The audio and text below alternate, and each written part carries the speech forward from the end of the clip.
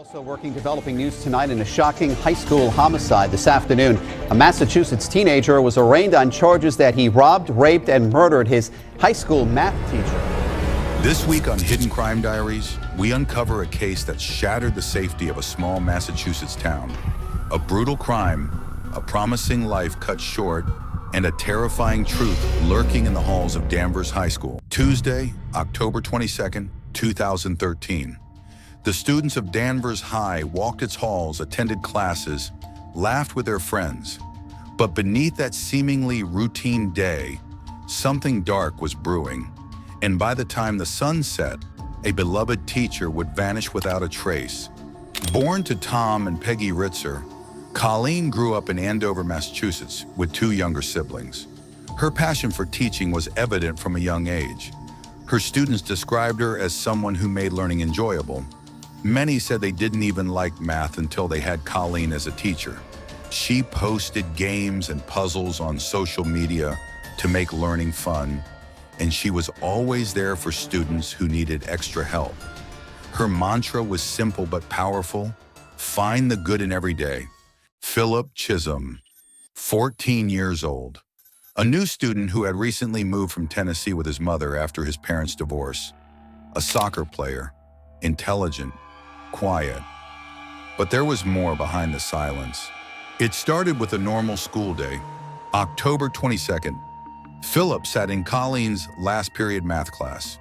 He was unusually quiet.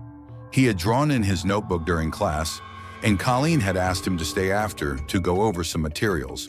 Another student recalled Colleen mentioning Tennessee during a friendly chat. Something shifted in Philip. He began muttering to himself. At 2:30 p.m., Colleen walked toward the second-floor girls' bathroom. Philip followed, pulling gloves over his hands. In his pocket, a box cutter. The school was nearly empty. The hallway, silent. Shortly after the pair finished talking, Colleen left the classroom, heading for the second-floor bathroom.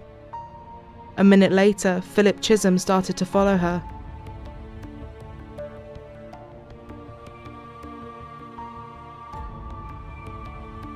He put his hood up and put on some gloves.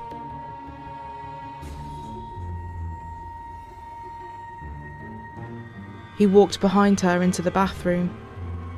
He then strangled her, stabbed her 16 times with a box cutter, and raped her. A female student would later recall walking into the bathroom, only to quickly exit after seeing someone inside undressing. She had unknowingly walked into the midst of a nightmare. He left her partially clothed, posed, and covered in leaves and branches. Next to her body, a handwritten note: "I hate you all." At around 3 a.m. a couple of hours later, a devastating discovery was made. Colleen Ritzer's body was found near the school in the wooded area. She had been stabbed, strangled, and raped. She was naked from the waist down, and her top had been pulled up and her bra pulled down. That evening, when Colleen didn't return home, her parents began to worry. Around 11:20 p.m., they filed a missing persons report. Meanwhile, Philip's mother had already reported him missing hours earlier. Police quickly pinged both of their phones. Colleen's last known location was near the school, about a 24-minute walk away. But Philip's phone pinged near a nearby cinema, the Hollywood Hits Theater. By the time police arrived, he was gone. Shortly after midnight, a pedestrian was spotted walking along Route 1. It was Philip Chisholm. He was found carrying Colleen's credit cards, ID, and a bloodstained box cutter. He told police that the girl is in the woods and that she was beyond help. Over the next few minutes, he ran in and out of the school building.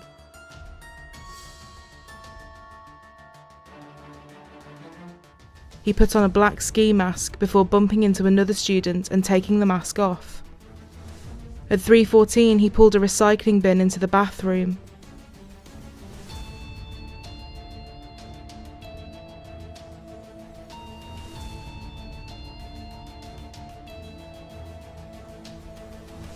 When he got Colleen into the woods using the bin, he sexually assaulted her with a 3-foot-long tree branch before leaving her body on the ground, partially clothed, covered in sticks and leaves. Philip then returned to the building about half an hour later with blood on his jeans and without his shoes.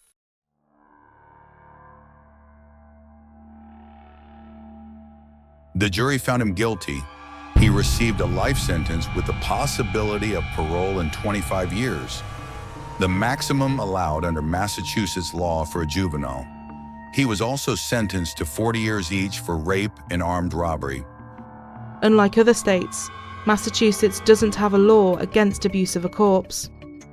Philip Chisholm was placed in a state juvenile detention facility and will stay there until he turns 21. He will then be sent to a state prison.